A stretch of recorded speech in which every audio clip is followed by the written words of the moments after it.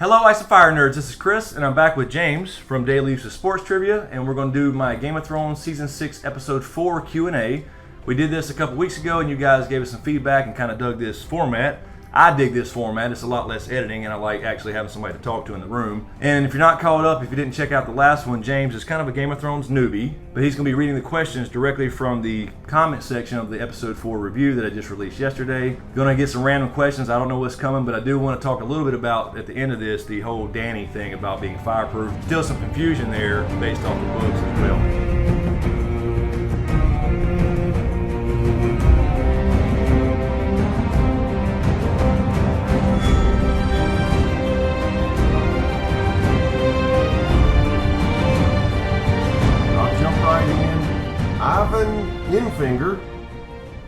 Ivan Enfinger.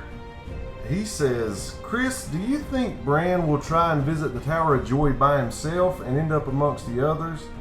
It would explain how he gets there and Mira not being able to wake him.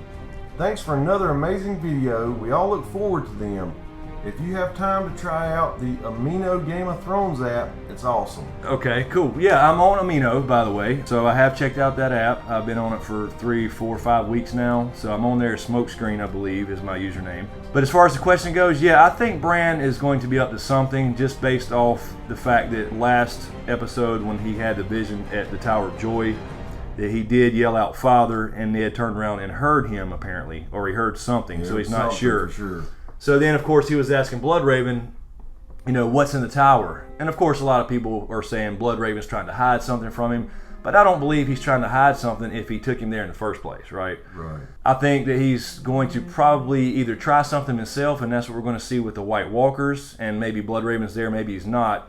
But I think him grabbing his arm is what keeps him kind of trapped, and we're going to see Mira try to wake him up. As far as the others and the White Walkers and their powers, we just don't know a lot about them. We don't have a POV chapter in the books about them. They're called the others, right? Because we don't know nothing about them, and they're like different from us, and that's the whole point, I think. I was going to say that's pretty cool to keep it that way. Yeah, I mean, he literally wrote them as the others because they're not like us. They have to be bad, So we don't really know nothing about them, but it does indicate that they have some kind of power to either, detect Bran in a vision. Him grabbing him is probably the reason that he can't get out of that particular vision when Mira's trying to wake him up. But I'd also speculated before in a predictions video with Val that perhaps Bran wargs a White Walker like he does Hodor, and what we're seeing on TV is the Night's King grabbing Bran's arm, but what's really happening is he's grabbing one of his own White Walker's arms because he's going along doing his thing, looking all badass with his icicle on his back, and then he starts like going, what the hell? Because Bran's literally turning around looking like, what the hell's going on? So maybe the Night King's actually grabbing a White Walker and Bran is warged into him, perhaps. We'll see. Crazy. But yeah, either way, we just don't know a lot about them, what their powers are, other than manipulating ice. This next guy is a Patreon guy, the Snow in Winterfell? Yes, okay. Mark Joseph. A.K.A. the Snow in Winterfell. Thank you very much for that, by the way. Okay. He mentions that you are his favorite Game of Thrones YouTuber. Appreciate that. And thank you. Then down here he says, Q&A. Who do you think is lying right now in King's Landing? The High Sparrow, Tommen, or Cersei? Who I think's lying? Everybody. Except, this is a hate triangle what's going on right now. So Tommen's not necessarily lying. Tommen's being manipulated by both sides. And he's just being pulled in all directions. He's actually a nice kid. He's not, fucking Joffrey. So unfortunately, he's getting pulled in all directions. So the High Sparrow's up to something. He knew he was going back to tell his mama, whatever in the hell the secret was. And then she comes in the following scene and says something about Marjorie's Walk of Atonement. Well, we never got confirmation from the High Sparrow that she was going to have one of those. So maybe that was a lie to get him to tell Cersei that, so she could try to manipulate things. And he is essentially going to have two big armies that hate each other in the same city at the same time. So this is exactly what he wants. He's full of shit, and Tom is going to be kind of the conduit for that. So everybody's lying up in King's Landing. Ain't nobody up there honest in King's Landing. Not a damn soul. And on behalf of Chris, I want to thank you for the Patreon. Well, bear with me on this one. This is a long one, and there's some things I may mispronounce. This is from commenter David Marino. It says Q&A. I know some assume she's fireproof, but what if there was magic involved in burning the Khals? Right. One of the House of the Undying prophecies in A Clash of Kings states that Daenerys will light 3 fires, one for life, for death, and to love. Right. The fire for life could be the birth of the dragons, and the fire for death could very much be the death of the Khals. The fire to love, we will have to wait and see what that will be. Right. Okay, so yeah, first of all, yeah, I would agree if this was the books and this fire would be the second fire, but in the show, she did not receive all these visions that she did in the books as far as going to the House of the Undying. This was earlier on. She went into the House of the Undying with the Warlocks when they had taken her dragons, and she had like 24, I believe, visions in the books, maybe 26. It was all kinds of stuff. There's a lot more in depth. So yeah, it was a fire for life, death, and love, and this would definitely be probably the death fire. The first one for life being the dragon hatching in season 1, but I don't think they're really including that prophecy in the show. So as far as the Khal's blood, I don't think, and I had said this in a couple replies already, King's blood really just means Valyrian blood. All right, so when you hear Melisandre saying he's got King's blood, she's got King's blood, let's burn him, or burn her, in Shireen's case, and it will have some kind of magical effect. She really means Valyrian blood, and Valyrians are the original ancestors of the Targaryens. So the Khals, there's no evidence that the Dothraki have any Valyrian blood. So in that sense, it wouldn't have mattered about King's blood. But the thing is, what happened in the show, she touched the hot brazier first.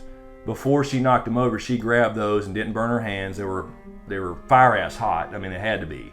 And then she pushed them over. So she started to be engulfed by these flames, I think, before anybody really died. Mm-hmm. So what he's referring to is the difference is the last time that she had this big event where she was unburnt was the dragon hatching at the end of season 1. Right. But she had already had a lady named Mirri Maz Duur in the fire burning when she walked into the fire. So blood magic was involved, obviously, in the hatching of the dragons. Okay. So the thing with Mirri Maz Duur, though, some people might question this as well. She was a Lazarene. Now, Lazarene is a culture that we know was not taken over back in like ancient history before all this started. They were not taken over by the Valyrian freehold. So there's no reason to believe that Mirri Maz Duur had any Valyrian or King's blood either. So we just really don't know how magic really works. If what is it takes certain kind of blood in some cases for certain spells. I think that, though, as far as the show, and I'll get to this more at the end of this video a little bit with the Dany stuff, I just think for the show, she's basically fireproof and it doesn't matter about the whole blood thing. Okay. Anyway. I got to say this. I agree with this one right here. Uh-oh. Martin Van Beveren says Lionel Richie for the win. Hell yes. I've been alone with you inside my mind, and in my dreams I've kissed your lips 1,000 times. Lionel Richie. I love that, Chris. That was so creative and spot on, man. Well, when you saw, I think everybody was thinking the same thing when you saw that scene, because Tormund was just, he was gnawing on this big old chop. She was like, she was like, what the hell? Ain't nobody ever looked at me like that before. Yeah. But Tormund, he apparently fucked a bear, so ain't gonna be no problem for that. But yeah, no, Lionel Richie's all-time favorite of mine, so that's what came to mind when I thought. It worked perfect, man. The editing there was just awesome, man. This is gonna be a tough one. Mike Jones asks, why is your front door open? Mike, I live in the country. It should be open. Why wouldn't it not be open? Yeah. I don't live in the city where, there's... Come on down here, over here, up here, wherever you're from, Mike. Come on over, y'all. And also, if you saw his dog, you'd understand why he's not afraid to leave his door open. MCC0917 asks, I remember that one. Is there such a thing as a good case of herpes? See, I've had a couple of these already because I said stuck with a bad case of herpes. But yes, in comparison to B, there is. An ulcer, right, or a cold sore goes away, So I would call that a good case of herpes, wouldn't you? I would. I mean, no cases. If you're going to get herpes, that's a good case. Yeah, and everybody has that, right? If you get an ulcer or a cold sore, you got herpes, it goes away. The other one don't wash off. Dude, I love these people. They're so funny. Hassan Ahmed asks, why haven't you talked about Littlefinger joining with the Freys? So the implication there is some hint, maybe possibly, that Littlefinger is scheming with them. But what I think is going to go down is, now, not that he wouldn't scheme with anybody, because he's out for everything. He wants power everywhere. Right now he's got Harrenhal. He essentially has the Vale through Robin, and now he wants the North through Sansa. Whether that's a marriage with her himself or that's Robin and Sansa, he wants control of these people. He wants them in their back pocket. But Sansa is going to take the Lady Stoneheart arc, which is a character in the books that was Catelyn coming back from the dead, kind of like Jon Snow in a way. But she's going to be going after the Freys. So Littlefinger may help her do that to get her allegiance back, because she's going to be a little pissed off when she meets him next episode, because he left her with Ramsay. This may go into another question. I knew there's also a couple other questions I saw earlier. Do you think Sansa, what do you think she'll do with Littlefinger, when she runs into him? At least for show Littlefinger, I don't think he knew how bad Ramsay was. I think he certainly plotted the whole thing for control. But I don't think he really knew how bad Ramsay was, because he even said in an episode before, she got married to him and all that shit happened, that I don't know much about you, and that's a rare thing, because he knows everything about everybody, just like Varys does. Right. They're the master of whispers and secrets and information brokers, are what they are.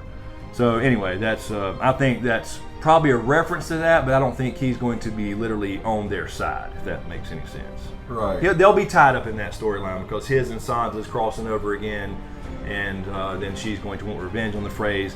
Arya actually may come into that as well, because she'll come back and have to make a decision. Is she Arya Stark or is she no one? Which is a whole different thing. But anyway. Dude, I'm just going to tell you, I've had this permagrin the whole time you've been talking. I've been zoning you out because I see this one right here. And it's from Bad Moonlander. Bad Moonlander. It says, dude, you are fucking funny.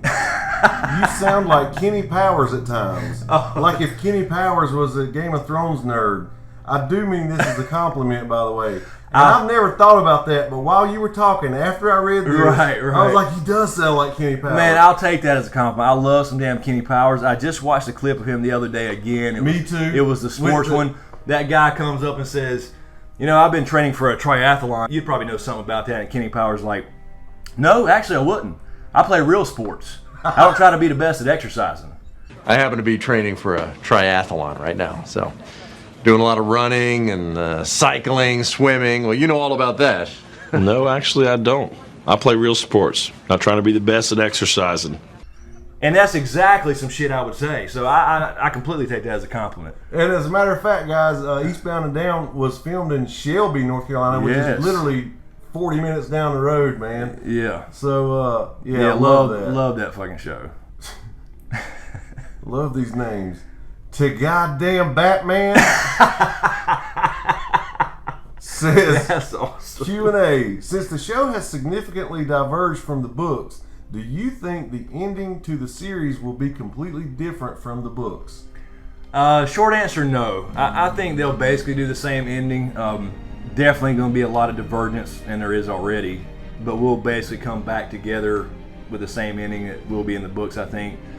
They have already spoken to George R. R. Martin years ago, I'm assuming, about the ending, the general idea of what he's got planned. So we may see some slight differences, but basically it's going to be the same end game, I think. They can't take these major plot points and change them.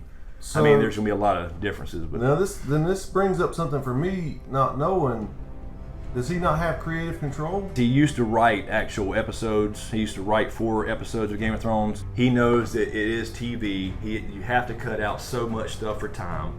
So yeah, he's got, I guess he's got input, but ultimately he really don't have the final word. All right, next we got one from Michelle Sullivan. It says, awesome recap. Props for Lionel and Napoleon. I'll give you that too. Thank you, appreciate it. Q&A. In season 1, when Ned, Osha, and others heard voices from the Weirwood trees, do you think that was actually Bran going to the past to try and warn them? That's a damn good question. Yeah, I think, I think there's something to that now. There's been a lot of theories and guesses based off that episode again last week where Ned heard him or heard something. Yes. Show only watchers may not know, but in the books there was a very similar scene when Bran was learning to have visions through Bloodraven. He had a set of visions in Winterfell where he went back to the Godswood in Winterfell and he saw his dad sharpening ice, and then it went back a little further in time when he was younger, and back on back till the founding of Winterfell. But during one of these he actually says father, and Ned pauses when he was saying a prayer actually, and that would have been possibly an RLJ reveal. But Ned didn't get to finish his thought because he heard something, and we don't know if he heard the wind or the leaves rustling or what that sounds like to him. So there are now implications now that Bran can affect the past based off of the last episode. So I think that goes into a lot of things. A lot of people are bringing up Dany's father, the Mad King, King Aerys II. He went crazy because he said he heard whispers. Oh, yeah. So that implicates, Bran perhaps going back in time and doing something there, or maybe somebody else, Bloodraven perhaps himself. That can bring twists into everything. Yeah, almost. I mean, it goes a lot of stuff. You have can almost use that theory to do a lot of things. Right. It has a lot of implications because now you have also in the books that little shit Robin. They call him Sweet Robin. I call him Little Shit Robin. In the books, he heard whispers and things, so that implicates there's something there, and he has actually a weirwood throne. But there's definitely something about it. They wouldn't put that in there in the books or the show if they wasn't going to try to do something in the past or try to affect it somehow, I think so. Right. But yeah, there's a lot of good theories coming out of that stuff. Cool. Here's another funny one. Andy Purificato says, Purificato. Drogon was late to the Dothraki barbecue, all because Daenerys got sick of stanky old Pycelle and ordered him to light his farts on fire. Apparently nobody told those Khals to stop, drop, and roll. Yeah.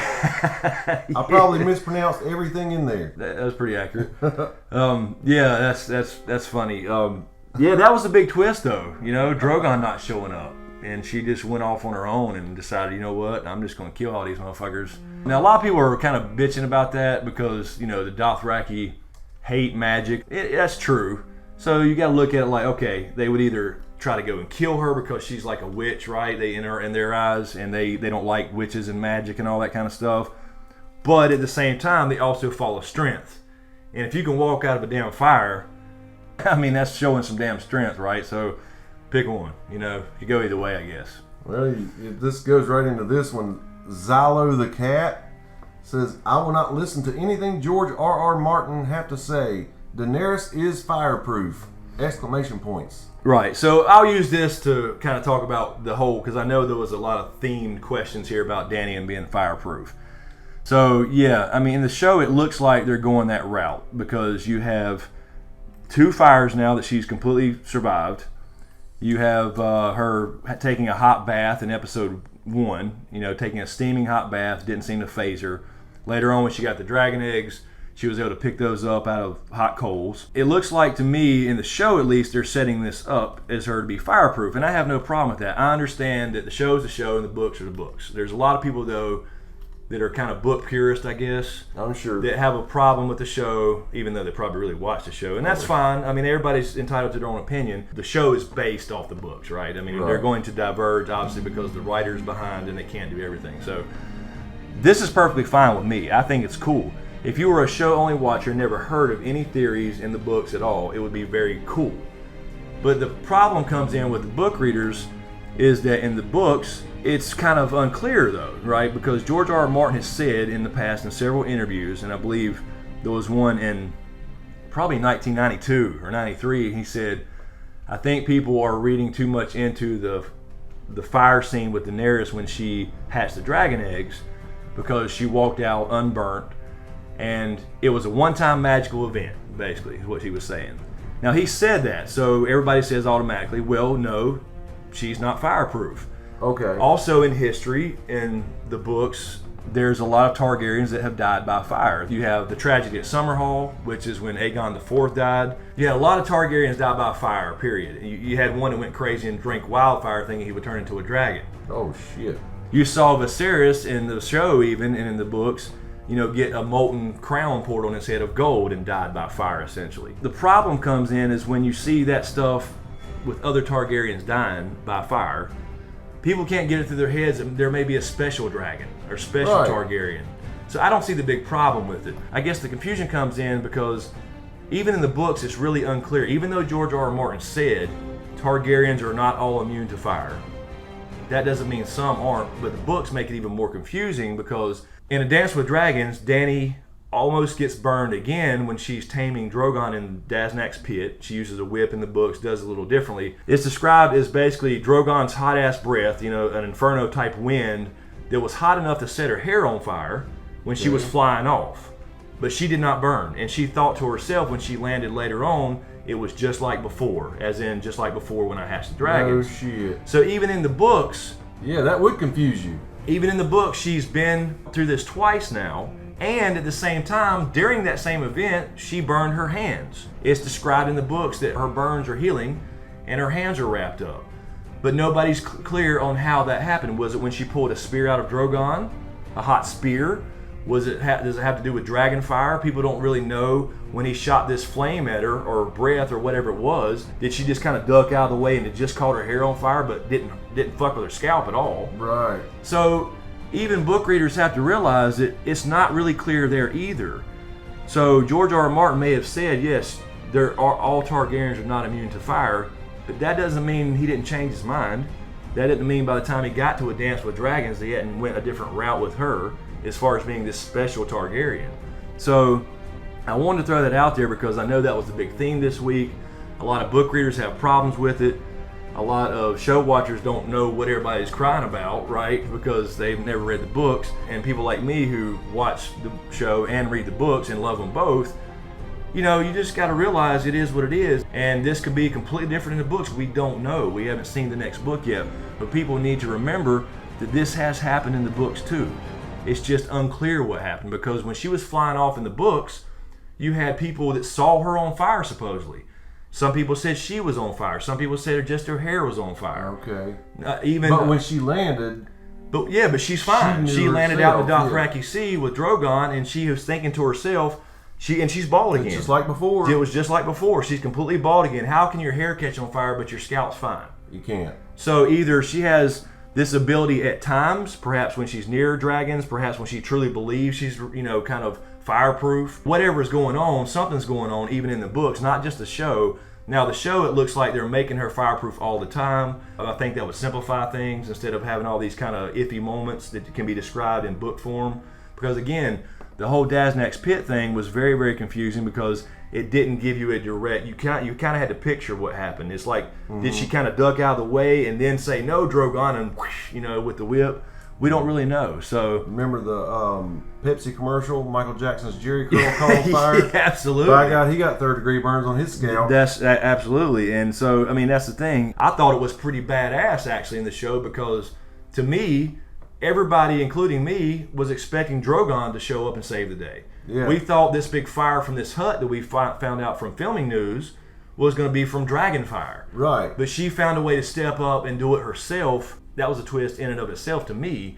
So I thought it was a badass ending. It really brought her back in the show because it was kind of dull all season so far. Right. We all kind of knew she was being taken with the Dothraki, and she'd eventually come back, and we thought Drogon would go rescue her and save the day. Well, from now on, is she going to have better parts and better scenes, you think, now? Well, it makes her a stronger person for sure, and she can use this parlor trick whenever she wants, I suppose. But we really don't know that yet. Are they going to make her fireproof all the time, or is it certain occasions when she gets super confident? Or did it have something to do with blood magic? We really don't know. I said it didn't have something to do with blood magic this time in this episode because she grabbed these hot-ass braziers first and pushed them down, and all this oil spilled everywhere, and it caught on fire. And that happened before anybody died. Right. So she would have already been pretty much engulfed in all these flames. 20 kings the people were mentioning. Right. It would have been so hot in there. If you go by some basic laws of physics, I know the show ignores physics a lot of times, and they did when how fast this hut caught on fire. Yeah. So you got to ignore some of the things. It's TV after all. If they can step away from the books, put the books aside, they would realize how good this show is. Even, you know what I'm saying? Yeah. And if with her being fireproof. Right, without whichever direction they go, without the source material. But because you always have the books in mind first, they go back to that and things he said in interviews, because that was probably the biggest question he got when season 1 aired and this girl walked out of the fire with dragons. Is she fireproof? And he basically said, no, not necessarily. But that doesn't mean that things can't change. That doesn't mean that she can't be at certain times. So we really don't know. But it looks to me, just based off the show, that they are making her fireproof all the time. So I'm really about anyway. to show how much I know. Did you say that interview was 1992? I think so. Yeah. I thought all this shit was brand new. No, I've just been hearing about it since HBO. Right. I mean, it got popular, or more popular, obviously based off the HBO show. Man. Anyway, that's just my rant on the whole, books versus show thing. I mean, that's fine. Everybody's entitled to their opinion. Some people say they hate the show because it's, it's going too far away from the books. And I can get that to a degree. I understand that to a degree. But at the same time, I do understand it is TV. When you're reading a book, you have to picture everything mentally, right? When they describe a scene or describe what they're eating or their clothes, so they can't put all that in there. They can't put all these literally thousands of characters in this TV show to make it that complex. So it's just really a simplified. About it. It's a simplified Cliff Notes version of A Song of Ice and Fire. That's the way you got to look at Game of Thrones. But filmed great. I love it. Yeah, absolutely. It's visually stunning. It is. I mean, it wins every award every year. I mean, there's no doubt about it. Well, man, I tell you, I've enjoyed it. I think that's a good place to leave it off. I hope you guys comment and ask to have me back, because I totally enjoy doing this, and I hope you get a little humor out of me not knowing anything about it. And I am learning every week. And two North Carolina country boys, and their slang. Powers. I play real sports. Yeah. I don't care about being the best at exercising. Well, now I'm gonna start thinking about that. Dude, that's awesome. But no, that's all I had. I appreciate it. I appreciate you giving me some questions, and I hope you guys enjoyed. And I did want to touch on the Dany thing, though, because I know a lot of people are going crazy this week about the whole, is she fireproof? Is she not? Well, she's not in the books because George R. R. Martin said she's not. And again, for you book readers, think about Daznak's pit. That was pretty unclear. It has happened more than once in the books as well. I guess one final note for me, guys, is last time I did this, several of you guys came over to my channel and watched my videos, commented on my videos, and subscribed, and I greatly appreciate that. Thank you for the exposure. Oh yeah, no problem. I mean, if you like sports and trivia and random sports facts that you probably never thought you wanted to know, check out Daily Use of Sports Trivia. Dust for short. So anyway, guys, thanks for watching. Give us some feedback in the comments below. I will be doing my usual review Sunday for episode 5, so check that out. In the meantime, you can click here for the last episode 4 video review I did, which has some of my reactions in it too that people seem to like for whatever reason. And you can also click here for the last video James and I did, which is our first Q&A of the season for episodes 1 and 2. Check that out. Let us know what you think. And as usual, guys, thanks for all the support. Be sure to subscribe to get everything. Give us a like if you like what we do here. Thanks for watching, and we'll see you next time.